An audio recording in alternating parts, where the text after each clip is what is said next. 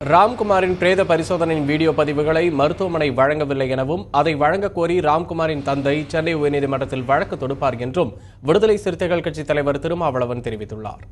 பிணக்குறாய்வு சான்றிதழ்,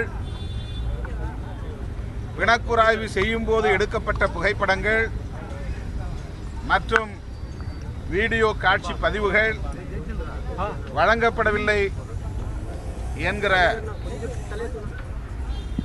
judicial magistrate குற்றவியல் நீதித்துறை நடுவரின் கடிதத்தோடு உடல் பெற்றுக்கொள்ளப்பட்டது.